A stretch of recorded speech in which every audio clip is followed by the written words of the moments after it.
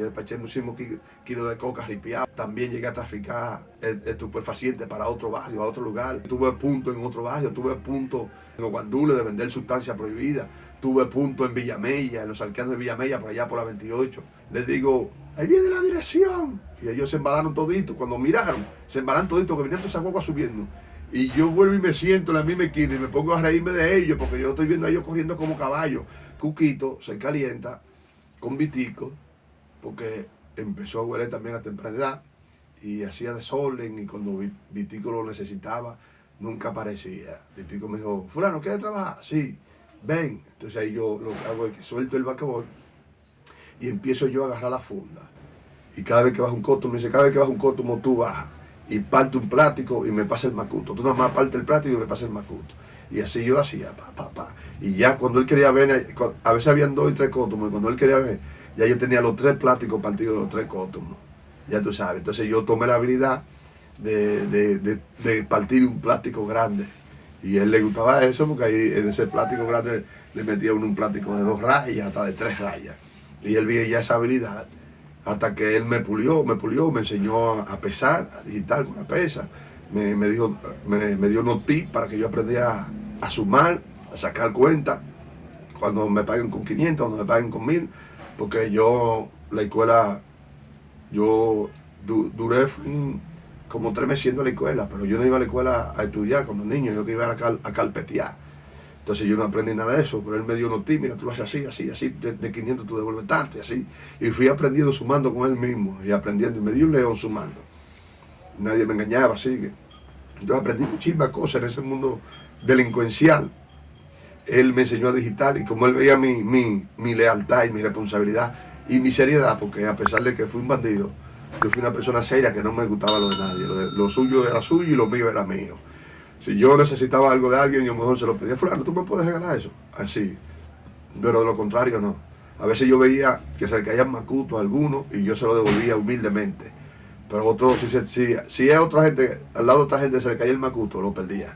Que yo llegué a ver muchos que se quedaban con los macutos. No decía, porque eso le podía a uno generar un problema, porque cada cual lo que tiene que estar pendiente de lo suyo.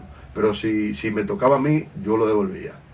Entonces, en ese mundo hay mucha mala maña y hay mucha habilidad. Entonces uno aprende muchísima habilidad, aprende muchísima mala maña.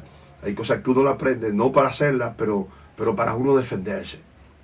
Y ahí empecé a digitar, y ahí él fue presentándome delante de todos los cótumos que él tenía. Mira, ese es el que trabaja conmigo ahora, ese es el que trabaja conmigo ahora, ya el otro yo lo boté, este es el que me va a pesar ahora, ese es el que me va a pesar, hasta que conocí todos los cótumos de él. Y entonces ahí me quedé yo con la compañía, yo guardaba todo, yo en la casa tenía un aparato, 1 kilo de cocaína en mi casa de él, guardado tenía, yo sabía tener un aparato al mismo tiempo, tener los 2 cuellos de oro, que él tenía 2 cuellos de oro como de ese gordo, 2 cuellos de oro con unos medallones más grandes que eso, unos medallones, oro 18, todos los anillos de él, tenía una 380, tenía un 38, y yo sabía tener al mismo tiempo todo eso, y 250,000, 175, 180, 150,000 pesos en la casa guardado todo eso. Que cuando uno sumaba todo eso, ahí había más de $500,000 de pesos en ese entonces, muchísimo dinero. Y ese tipo nunca se le perdió un peso. Yo siempre me conformaba con lo que me buscaba, con lo que yo me buscaba diario pesando, y con lo que él me pagaba semanal, Y con eso yo me conformaba, y yo iba juntando mi dinero. Yo llegué a juntar muchísimo dinero así. Pero mi seriedad siempre, en ese mundo delincuencial, siempre resaltó. Y yo era un tipo de persona que cuando se armaban los juideros, que se tiraba la dirección o se tiraba homicidio, yo no votaba macuto. Había muchos que votaban los macutos. Yo no, nunca se perdió un macuto conmigo. Trabajé en la compañía con Vitico, y trabajé con el máximo líder del Alto de Gualey, Raúl. Cuando yo caí preso, era trabajando con él que yo estaba. Y yo nunca boté un macuto, nunca se perdió un macuto. Y el que se tiró la dirección, con lo que yo trabajaba, ellos sabían que conmigo sus estupefacientes estaban cuidados, porque yo era atlético, yo corría muchísimo. A la dirección se le hacía difícil atraparme. Difícil, yo llegué a volar por encima de casa, corriendo. y me sabía todos los callejones de Gualey. Y yo era una gacela corriendo, era difícil agarrarme. Nunca, a mí me agarraron la vez, que lo vamos a contar más adelante, fue porque yo estuve bajo los efectos del cannabis. Todo el mundo me quería tomar para que yo trabajara con ellos, sí, porque que su estupefaciente, pero yo siempre fui leal a Vitico. Digo, no, ese es mi patrón con el que yo trabajo y todo bien. Me mantuve trabajando durante un tiempo hasta que él se fue para Estados Unidos. Entonces ahí hubieron unas cuantas dificultades. El máximo líder de nosotros, del alto de ahí, el que sabía, cayó preso. Nosotros lo íbamos a visitar a Najayo, la esquina, todos los bacanos que eran quileros se fueron para Nueva York y el único que quedó preso fue Raúl, el máximo líder. Entonces, nosotros que conseguíamos dinero, en vez de tener dinero ajuntado, uno lo había desparramado todo. Entonces uno se quedó sin conexiones, porque uno no conocía las conexiones de esa gente y uno no tenía el nivel de esas conexiones. Nos quedamos sin conexiones y sin dinero para comprar, porque nada más la pinta que tú no tenías, yo tenía muchísimas pintas, pero con dinero, y nadie me iba a soltar así, ¿entiendes? Esas conexiones bacanas nada más eran ellos que las tenían, y ellos nada más eran ellos que tenían el nivel para esas conexiones bacanas, para que le suelten medio aparato, un aparato, lo que sea. Yo no tenía esas conexiones, ni tenía ese vuelo, ni tenía ese tigueraje, o sea, no tenía ese nivel. Nuestro máximo líder está preso en Najayo y nosotros íbamos a visitar. Pero en ese taller, en ese tiempo que él duró, entonces yo conocí a Marco Yuya, el difunto Marco Yuya, que era ha sido uno de los tigres más bacanos a nivel de Gualey. Quilero, un tipo guapo, un tipo respetado y un tipo sonado. Entonces como Marco Yuya subía al alto de Gualey a barruquear con Joselín, con su primo Joselín, el difunto, que eran uña y dedo. Yo conocí a Marco Yuya cuando yo estaba trabajando, cuando la cosa estaba buena. Él me decía, préstame 5,000, 3,000 pesos, aunque fueran de Vitico, yo se lo prestaba y al otro día yo lo buscaba y lo reponía. Entonces yo quedé frío, con esa fue la única conexión que yo quedé frío. Entonces, cuando nos quedamos sin pito y sin flauta, pero estaba el esquina y el juidero, los cótumos, pues yo lo que hacía era que me desricaba cada vez que venía un cótumo ante él, y entonces papá le compraba, a veces le cogía fiado, despáchame 15 números, te lo pago ahora. Y vendía el coto, le despechaba el coto y venían de él hasta que fui ajuntando con lo que me iba buscando. Ahí los cameos que estaban más abajo se hicieron más fuertes y se apoderaron de todos los cótumos, Entonces, los cótumos que lograban subir, yo me dedicaba para de Marco, hasta que yo conseguí para comprar 12 números, y con eso me estuve manteniendo con los cotumitos que lograban subir, y uno se mantuvo ahí comiendo y pagando su casa y tranquilo hasta que salió el Tulpen. Cuando salió el Tulpen, él reestructuró todo de nuevo.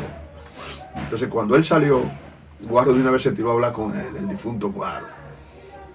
Y entonces ahí, en el colmado del Martín al frente, ahí dialogaron. Y ellos quedaron de que con la gente del alto, los cótumos que llegaron, nadie lo frenara. Y ese tipo sí era incómodo, ese era el que sabía, se estaba por encima de los cameos. Raúl estaba por encima de los cameos y de todo el mundo él era el que sabía en esa calle completa. Ahí no lo podía venir con cuentos ni Palito, a ese tipo no le podía venir con cuentos ni Cameo, ese tipo no le venía con cuentos ni Jorge Loco, nadie. Ese tipo era el que sabía en ese lugar. Cuando él salió, entonces ahí empezó el alto de Gualey a tomar otro rumbo. Ahí yo entonces me quedé con la pala de la sustancia rocosa y empecé a trabajar con él. Ahí la cosa empezó a cambiar, el juidero, los tigres a subir porque salió el tipo que sabía, salió el Tulpen, salió el bacano, y entonces ahí empezó el juidero, la esquina empezó a florecer otra vez, nadie a meterse con la esquina a respetarla, y ya ustedes saben, ese tipo ahí llegó a comprar hasta Verruga, el difunto Rey, el difunto Verruga, y todos esos tigres ya, ahí hay nadie, ningún tigre tanto ese tipo ahí se pudo dar el lujo. Dije que dile a Raúl que me mande un número, que me mande eso. ¿Y quién se atrevía a decir a ese tipo eso? ¿Quién? Nadie. Si a los cameos no había nadie que se atrevía a decirle eso.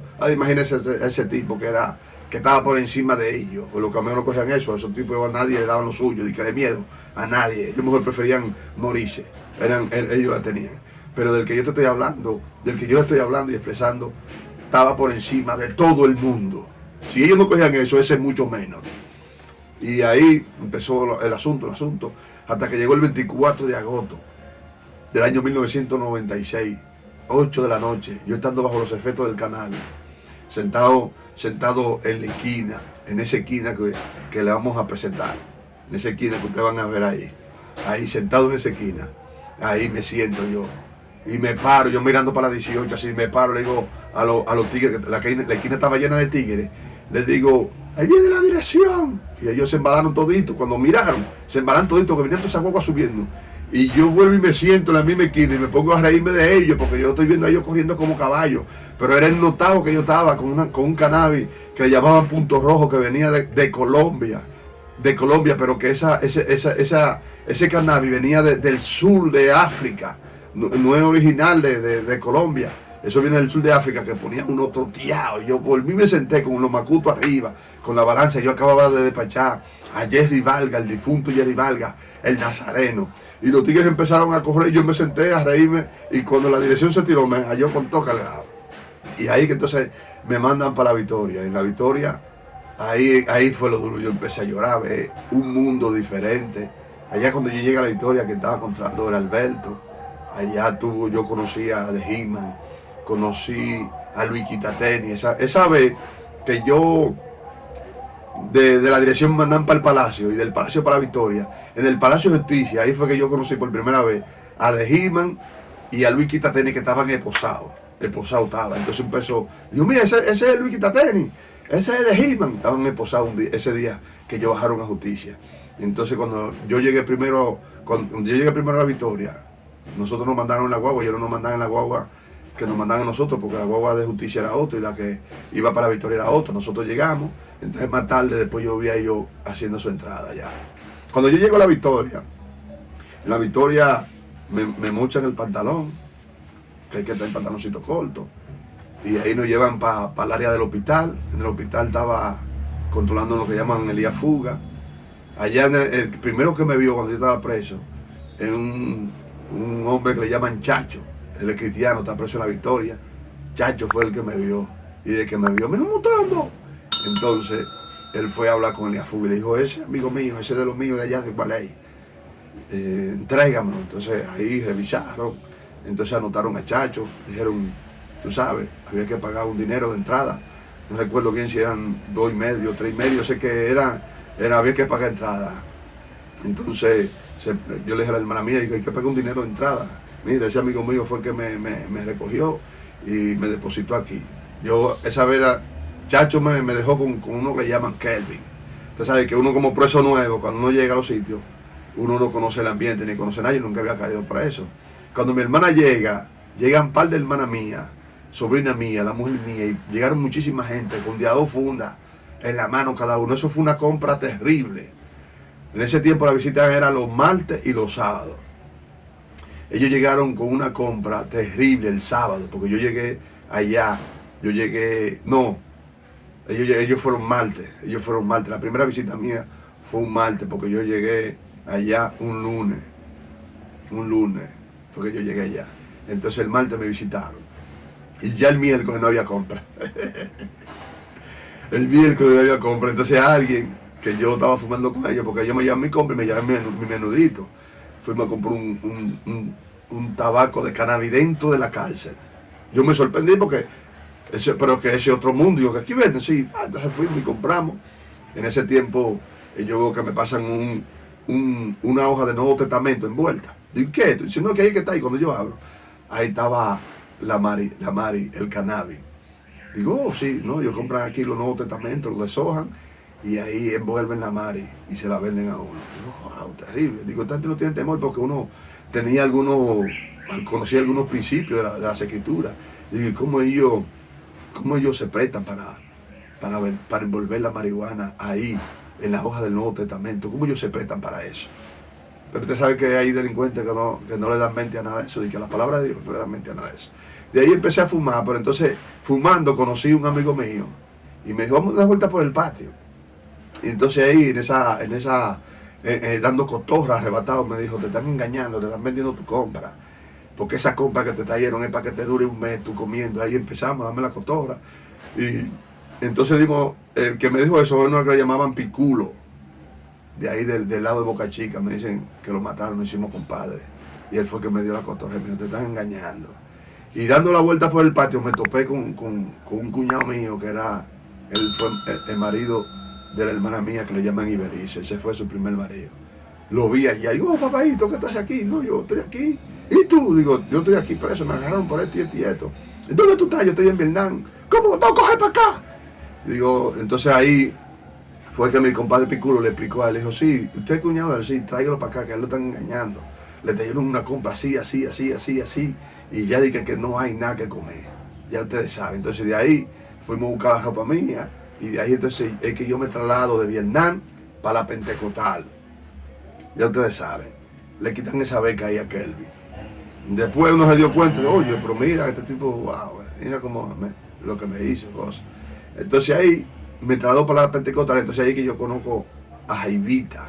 Ahí que yo veo que Jaivita es representante, ahí que yo veo a Jaivita con su corneta, con un cuchillo, Edwin el Mudo, y un par de gente que cuando él se movía, ellos se movían detrás de él. Y lo veía dentro de la Pentecostal. O sea, es un sitio, le llaman así la Pentecostal, pero ahí viven muchísimos presos que no son cristianos. Pero la iglesia tenía su parte ahí aparte, porque era grande esa celda. Entonces, yo veía ahí que todo el mundo entraba a su goleta. Entraba muchísima gente a su goleta a comprar Mari, a comprar coca y a comprar el crack, ya ustedes saben. Y ese era un juidero. También él vendía licor dentro de la cárcel. Yo veía vendiendo un romo que le llamaban el del de atrás. El cuñado mío vendía, y ahí yo aprendí a hacer el de atrás con el cuñado mío. También que entonces en el 15 Asua yo empecé a vender de ese romo del de atrás, y vendía romo de la calle también. Pero ahí con el cuñado mío, ahí viviendo con él, ahí cuando las hermanas mías venían, nosotros tuvimos que esperar en la puerta para que ellos nos sigan para Vietnam. Tuvimos que esperar en la puerta para que cuando ellas llegaran, de una vez dirigirla para la Pentecostal. Cuando mis hermanas llegaron, yo dije, no, yo estoy aquí ahora con papá. ¿Y tú cómo vas a estar aquí? Cuando fuimos para allá, eso fue una sola algarabía. No, aquí va a estar mejor, aquí tranquilo. Y ahí sí la compra rendía. Entonces ahí mi cuñado empezó a decirle a ellos las cosas como son. Le dijo, traigan esto, esto y esto. Y los otros ustedes soltan el dinero que eso se compra aquí. O lo que sea, traigan lo necesario. No traigan tanta compra así, no. No traigan eso, traiganle leche, traiganle avena, para que le haga su fuerza U. Y yo aprendí a hacer lo que era una fuerza U. Leche con avena. Y cuando daban yo no tuve la necesidad, yo nunca me metí en la fila del Chavo en la Victoria, porque mis hermanas me llevaban de todo. Pero entonces, ahí yo estaba como un príncipe, que le agradezco eternamente eso a mis hermanas. Un beso y un abrazo, y las amo con todo mi corazón. Nunca me dieron la espalda y siempre me mantuvieron ahí. Nunca pasé ninguna necesidad. Y con ese cuñado mío ahí, que él se buscaba su chelito ahí dentro. Y la pasé muy bien, muy chévere. Yo no quería irme de traslado cuando llegó el traslado, pero lo que sucede fue que en la cárcel se armó un motín. Y en ese motín mataron unos jóvenes. A uno que yo hoy le decían William la Cabra. Ahí se lo mataron con un tío, un guardia con fal en la cancha. Y ahí se armó un motín que duraron como 7 días en motín. Y tenían esos presos que habían muerto metidos en freezer con hielo. Y luchando para que le entreguen los muertos, y ellos negociando. Entonces ahí, en ese paquete del negocio, llegó la determinación que todos los que habían entrado como menores de edad, porque esperaron, ahí había muchos menores que entraron como menores, y ellos esperaron que se hicieran mayores para sentenciar, porque si lo sentenciaban como menor, aunque hayan matado gente, no iban a durar tantos años. Ahí yo conocí un preso, le llamaban preventiva, que él entró con 17 años por muerte, y esperaron que él tuviera mayor para poder sentenciarlo, y él tenía 17 años preso. Él tenía 17 años y como 6 meses, él se fue de traslado con nosotros para el 15 años. Y había muchísimos presos. Conocí a Daniel, que tenía como 11 años también, Daniel, por muerte. Y toditos cayeron menores, pero dejaron que crecieran y que cumplieran la mayoría de edad. Y si hicieran mayores, cayeron con 15, con 16, con 17 años, siendo menores por muerte. Y la justicia, espero que ellos crecieran y se hicieran mayor de edad, entonces los sentenciaron como mayor de edad. Y a ellos les tocaba, era ser sentenciado como menores. Entonces ahí en ese motín, El negocio fue que soltaran a los menores y que soltaran todos los que estaban desacatados. Estar desacatado en la cárcel es estar sin expediente. Así, a mí me querían mandar sin expediente porque ya yo había caído preso en la dirección y me habían soltado. Y en el allanamiento que se hizo en Gualey en el 90 y pico, el allanamiento que fue después del que hicieron del mayor Gomelora. En el allanamiento que yo caí preso fue en el allanamiento que hizo Invertizón. Ese allanamiento fue entre el 94 a 95. Ahí fue en ese mediado fue el allanamiento. Porque ahí en el 95 que yo me mudo para el Capotillo y conocí a mi esposa. Entonces, ¿qué sucede? Que estoy ahí y entonces el cuñado mío, Papaito, me lleva a hablar con Alberto, que era el máximo líder. Alberto, quien estaba controlando, también le dicen Peculiar. Peculiar era el segundo. Entonces Alberto le cede a Peculiar ser el primero y Jaivita queda siendo el segundo porque allá tuvo a Aquilito, pero Aquilito ya se había ido cuando yo llegué allá a La Victoria. Y allá en la cárcel, en la Victoria, el cuñado mío fue a hablar con Alberto. Alberto vivía en Vietnam. Y llegamos allá a hablar con Alberto para que nos metiera como menor. Yo tenía 18 años, en realidad yo caí cuando tenía 18 o 19 años por allá. Yo caí preso. Entonces ya yo era mayor, pero parecía un menor. Y yo no me salía, yo no tenía barba ni nada. Entonces los toconcitos que yo tenía, lo que hice fue que me afeité y con mi carita de menor para que me metieran como menor. Pero ¿qué sucede? Que en ese trayecto, cuando están soltando menores de libertad, sueltan a Robert Papeleta, que le decían Chucky, el muñeco diabólico, y sueltan a Pilón, del de los Pepe. Entonces, ahí en esa vuelta, cuando sueltan a Pilón mata a un sargento mayor de la policía, y Robert Papeleta mata a Justicia, una persona muy importante. Pilón justició a un sargento de la policía, y entonces viene Robert Papeleta y mata una persona importante. No me recuerdo si fue un embajador o un árabe, era una persona diplomática importante. Entonces se había hecho más travesura. Entonces la noticia salió que de que empezaron a soltar esos presos, la delincuencia se había disparado. Entonces hay que tomar la determinación, porque ya había un convenio de soltar a eso. Había que sacarlo de La Victoria para que no se armara otro lío. Entonces lo que hicieron fue que tomaron la determinación de esos 367 presos, mandarlo para el 15 de Asua y irlo soltando al paso, de irlo depurando y soltándolo de allá. Pero eso fue mentira, no era para soltarlo nada. Nos mandaron para allá, para el 15 de Asua. En ese viaje de Elías Fuga fue con nosotros. Y con nosotros llegamos allá al 15 de Asua, al kilómetro 15 de Asua. Eso fue terrible. Todas las puertas que habían ahí tenían de a 3 candados ya, todas las puertas.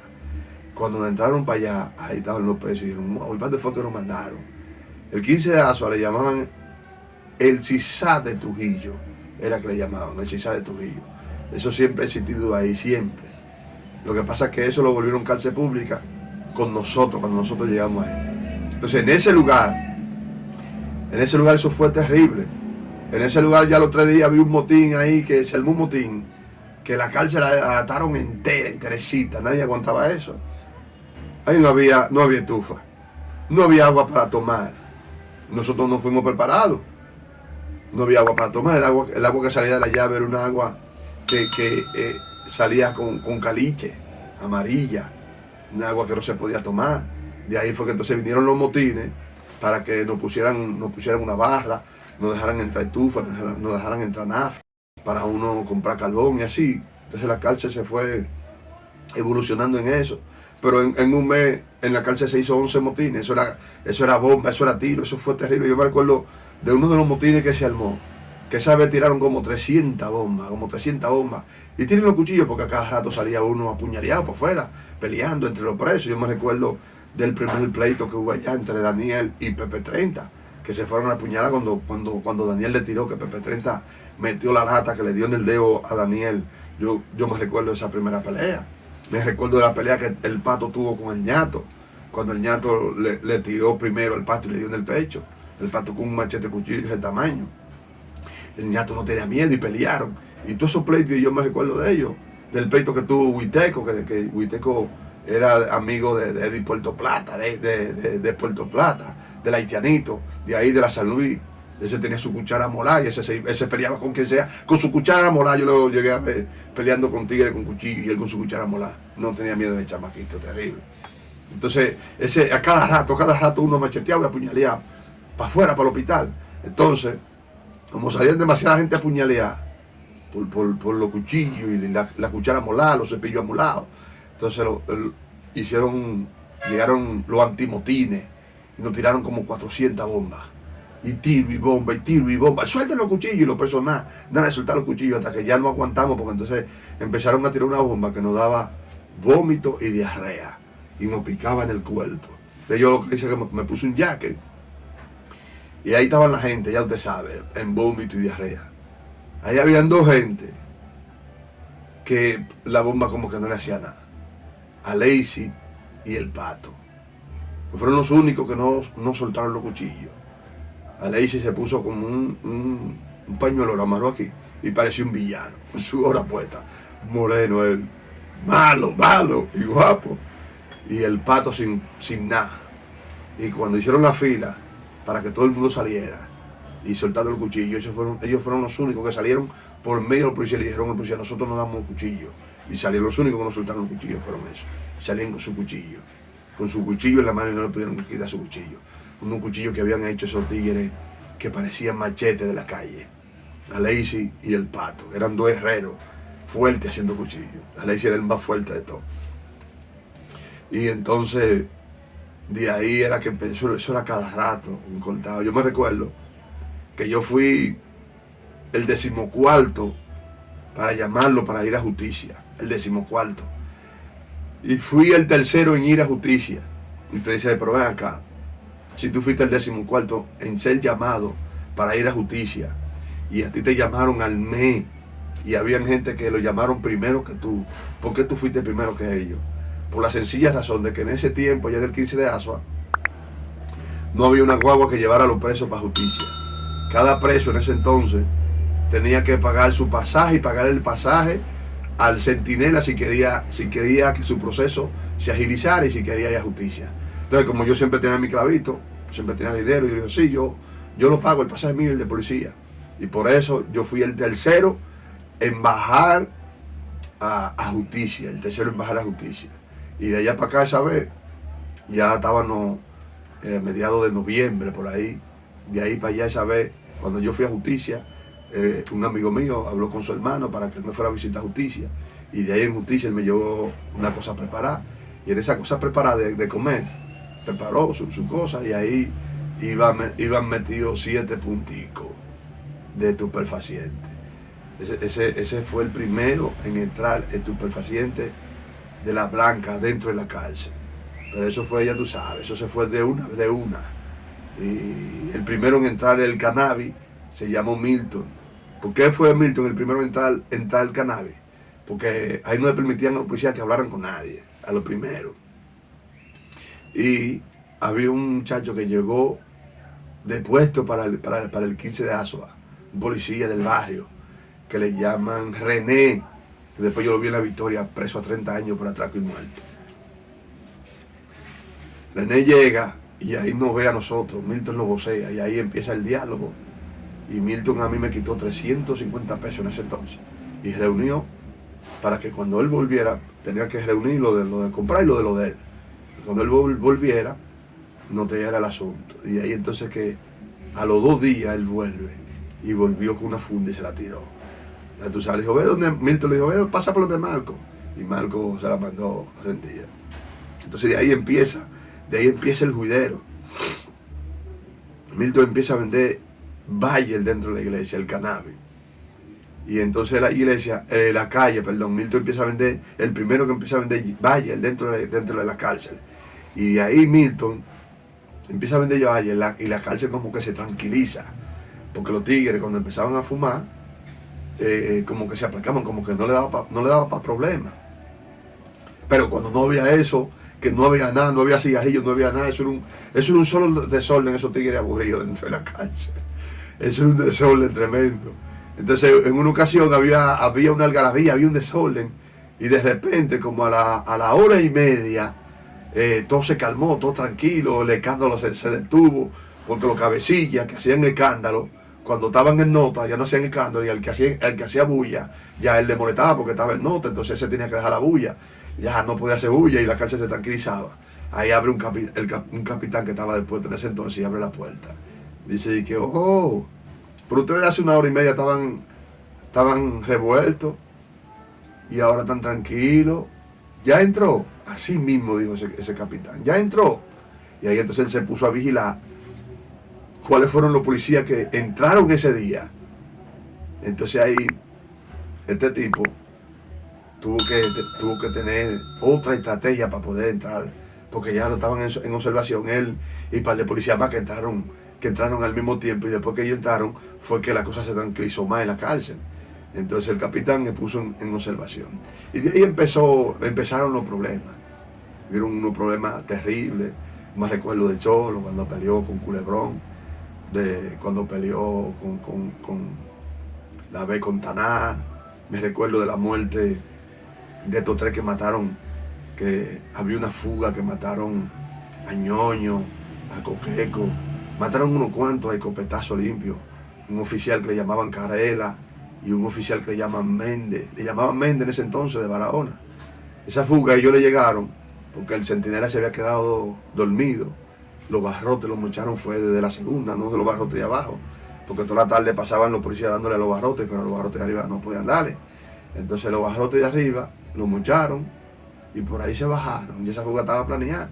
Y bajaron con una sábana amarrada, y a la pared que tenía alambre, ellos le prepararon una leva con una sábana, y cuando la tiraron, ellos jalaron la sábana para que cuando el alambre chocaran hiciera un cortocircuito y se dispararan los breaks para ellos poder subir. Aunque hubiera corriente, ya no había corriente porque los breaks se disparaban y se iba la luz. Entonces, cuando ellos están cruzando, habían tres paredes, pero ya lo primero que salieron fue uno que le llamaban el aniquedado y el sidoso. Eso lograron salir del perímetro, ya eso habían volado, ya eso se habían ido por los montes, ya eso estaban por los montes. Entonces cuando los otros lograron tirarse para hacer la misma travesía, había un tipo que le llamaban el menor que vivía en el hospital. Ahí entonces, vivía en el hospital en La Victoria, pero ahí en el Quiseazo estaba viviendo en el consultorio, y era por los lados del consultorio, una celda que había por el lado del consultorio. Entonces el menor hizo así y tiró una botella para el aire para que cuando cayera explotara y el centinela se empantara. Entonces precisamente cuando iba cruzando Ñoño, Coqueco y otro chamaquito, ahí se me escapa el nombre, es que la botella cae y explota y el centinela se empanta. Chash. Cuando ese centinela soltó un escopetazo que dijo, ¡se escapan los presos! Que agarraron esos tres presos ahí, mi hermano, que le dieron un escopetazo limpio. A Ñoño le dieron un escopetazo que le llevaron casi al mulo. Le dejaron el mulo en el cuerito. Y así, ese Carela y ese Vende, unos criminales, lo comieron. Ellos fueron los que lo mataron a escopetazo limpio. Eso sí, que tuvieron que sacar, cuando se dieron cuenta que fue el menor que hizo eso, el Pachá tuvo que sacarlo rápido porque esos presos lo iban a matar. Ese bandido, ese abusador, siendo él un delincuente. Wow, tremenda esa muerte, tremendo. Y eso fue terrible, hasta que pasaron unos cuantos sucesos más. Ahí me recuerdo viejito, cuando llegaba Felo la Rata. Oiga, ahí llegó viejito 2 veces en 2 ocasiones. Y nadie tenía para, porque viejito, si no lo computaban y no embromaban con él, él no buscaba pleito. Ahora él no barajaba pleito con nadie barajaba pleito. Pero él, viejito, si lo mantenían con todo y él tranquilo, él no buscaba pleito. Y si lo dejaban vender su vainita y cosas, él más le daba la cárcel cuando la mujer no le iba. Le gustaba bregar con brujería. Yo lo llegué a ver con pañuelo verde, pañuelo amarillo, fumándose un tabaco, encendiendo velones y así. Un tipo que aparte de que era un delincuente, también le gustaba la hechicería, le gustaba la brujería. Pero la cárcel se revolteaba y se ponía en taquicardia. Cuando ya, las 2 veces que yo vi que se puso en taquicardia fue cuando llegó Felo la Rata. Porque los presos, donde en la celda que le tocaba dormir Felo la Rata, no querían dormir. No querían dormir ahí con Felo la Rata porque ellos temían que un día levantase y hubiese envuelto un colchón prendido en candela, porque Felo la Rata lleva a hacer eso un par de veces, de encender los presos y de encender la celda. Entonces los presos se metían en taquicardia y ponían cholos, hombre. Y ponían, ya tú sabes, la cárcel estaba en suspenso. Y más que Felo la Rata era un fresco. Bueno, cuando se armó el motín para sacar a Felo la Rata de viejito, él le encendió un par de colchones. Lo que pasa es que ya en la segunda todo el mundo había bajado y lo habían dejado solo a ellos ahí. Pero ese tipo de la cárcel se metía en suspenso de que él llegaba. Y Cholo sacó a esa gente para afuera. Cholo duró como 2 años y 3 meses controlando. Nadie nunca pudo sacar a Cholo. Y Cholo era uno de los que llegaron a controlar, y que yo lo vi. Que él los presos, por más guapos que fueran y por más tiguerones que sean, decía, dale entrada para que no estén rodando por ahí. Lo dejaba entrar sin ningún pánico ni miedo. Y le decía, nada más compórtense bien. Si ustedes quieren irse de este lado, ustedes hablan con uno y uno habla con ellos y ustedes se van de este lado. Pórtense bien. Cholo fue un tipo de persona que no le decía de que ustedes tienen que andar sin camisa, no. Ustedes anden como quieran. Él decía, pórtense bien, que cualquier cosa nos vemos ahí en el terreno. Y lo demostró. Lo demostró, siempre estuvo ahí en el terreno, dispuesto a morir con cualquiera peleando. Y lo sacaba, lo sacó a todos. Era un tipo respetado y era querido por todos los ranas. Todos los ranas querían a Cholo, todos los ranas, porque él trataba bien a los ranas y no les gustaba que abusaran de los ranas. Llegó en ocasión a mandarle a hacer comida a los ranas. Cuando la comida no estaba buena del comedor, llegó a mandársele comida, le mandaba a hacer su cena. Y cuando nos metíamos en motín, que no querían esa comida para que la comida fuera mejor, porque la comida que estaban mandando del comedor no servía, tenía demasiada levadura. Entonces se hizo un motín para que la comida sea cocinada en la cárcel, para que el presupuesto lo mandaran y esa comida no la cocinaran en la cárcel, que no sea comida de los comedores. Y logramos esa comitiva porque ya nos visitó el Procurador General de la República. En ese entonces era Abel Rodríguez del Orbe. En ese tiempo no visitó. Y pasaron muchísimos sucesos terribles, tremendos, el cual le aconsejo a los jóvenes que han entrado y que otros que quieren entrar a ese mundo, que ese mundo no es bueno. Ese mundo no es bueno, que en ese mundo se sufre muchísimo. Aunque mucha gente te lo ve que disfrutando y que en bacanería, es destruyendo su vida. Porque, dígame usted, ¿qué alegría puede producir el cannabis, la coca, o el crack, o cualquier otra sustancia, el alcohol? ¿Qué bacanería? Es una alegría momentánea, una alegría pasajera, una alegría que para usted mantenerse alegre, usted tiene que mantenerse en constante consumo. Pero ahora mismo yo estoy alegre, estoy contento, estoy feliz. Aleluya, me siento feliz aún por lo que estoy haciendo, narrando esta historia con usted. Que esta historia le llegue allá, yo me siento contento, me siento feliz, me siento alegre, me siento bendecido, me siento bien. Ahora ser un ente de bendición. Y siempre digo la triple leyenda porque esa palabra, la triple leyenda, porque fui una leyenda del mundo delincuencial y hice muchísimas cosas. Yo despaché muchísimos kilos de coca, yo despaché muchísimos kilos de coca ripiado, también llegué a traficar estupefacientes para otro barrio, a otro lugar, a otro cótumo. Sí, lo estoy pagando en tal sitio y yo se la llevaba. Yo me movilizaba, me desplazaba a otro barrio a llevarla. Yo tuve punto en otro barrio, tuve punto en los guandules de vender sustancia prohibida. Tuve punto en Villamella, en los alqueanos de Villamella, por allá por la 28, por el frente de un colmado que le llaman el colmado de Mejía, allá en Villamella, por allá por los alqueanos de Villamella. Yo llegué a trasladarme a otro sitio, a llevar allá mismo en Villamella. Yo me desplazaba a llevársela a otra gente también, a vender. Y llegué a hacer malocoro, porque esos son malocoros, de salir a quitar motor para la calle. Ahí por la Charle, por muchísimos sitios. Yo peiné en muchísimos sitios en Villamella quitando motores también. Son cosas que no me alegro de ellas, pero las estoy contando ahora porque no son cosas buenas. Porque si a mí me agarraban y me mataban yo haciendo esas acciones, yo la iba a pasar feo, porque hay un infierno que perder y una gloria que ganar. Y todo aquel que muera haciendo esas malas obras se pierde. Entonces Yo le aconsejo a esa juventud que anda delinquiendo en el mundo tiguerial, que se aparte de eso. Mira, aquí vimos en Los Guandules recientemente una matanza terrible.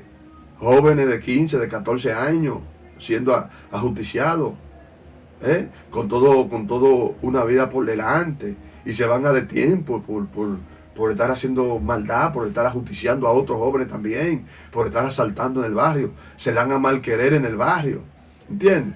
Se dan a mal querer, no perduran, no duran mucho, porque caminan de forma inadecuada, lo que hacen es daño a la sociedad. Entonces le hacemos un llamado a esos jóvenes que recapaciten, que reaccionen, que vivan una vida diferente, que sean ejemplar a nuestra sociedad. Entonces esa vida delincuencial,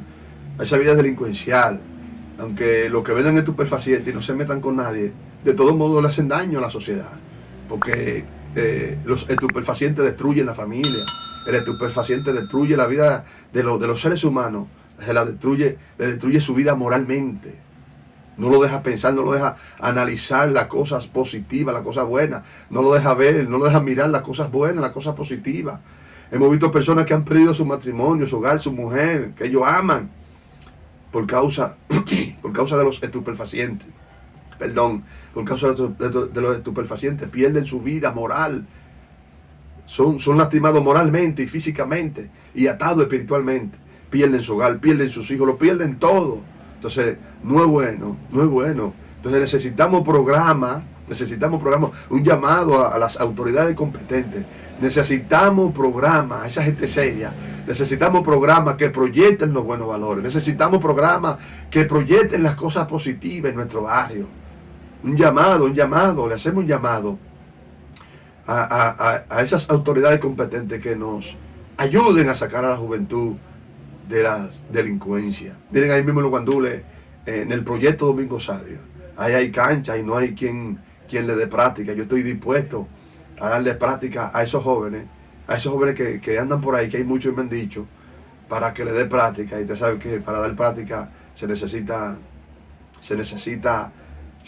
muchas cosas. Se necesitan pelotas, se necesitan mallas, se necesita pito, se necesita para uno poder ayudar a esos jóvenes. Hay muchos jóvenes que quieren jugar basquetbol, muchos no saben, y yo estoy dispuesto a enseñarles.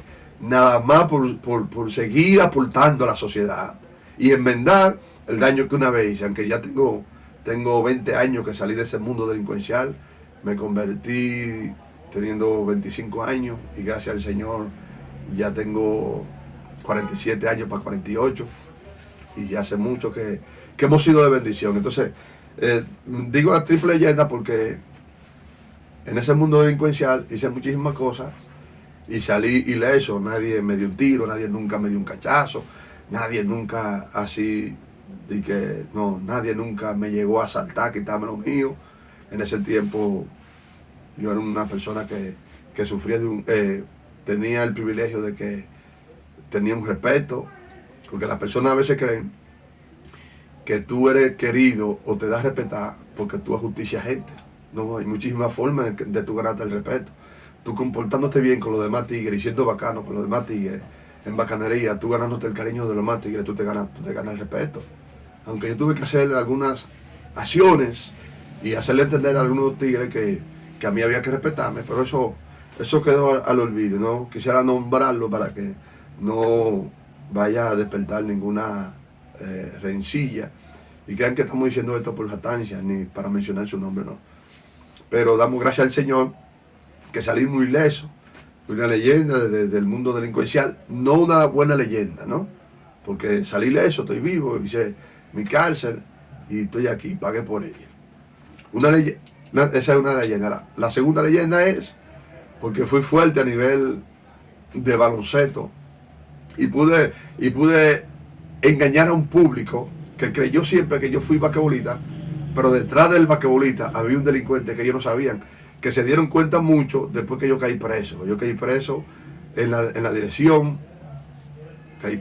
varias veces, pero se movían un menudo y me soltaban de ahí, ya para ser sometido, mandado para la cárcel. Pero una vez llegué a la Victoria el 15 Asua, y estamos aquí, en ese mundo delincuencial, salí ileso. Pero en el mundo de basquetbolista, fui un hombre que yo me gané más medallas de ahí. Lo que pasa es que estas fueron las que no le di importancia a la medalla, no le di importancia porque como estaba envuelto en el mundo delincuencial y jugando basquetbol, no le ponía el mismo amor con el que yo empecé al principio, porque ya le había perdido el amor. Entonces yo lo que hacía era que tomaba el basquetbol como un hobby. Hay un torneo y jugaba, y no recuerdo, honestamente, a sinceridad, que yo haya perdido un torneo, que yo haya jugado un torneo y lo haya perdido, no recuerdo.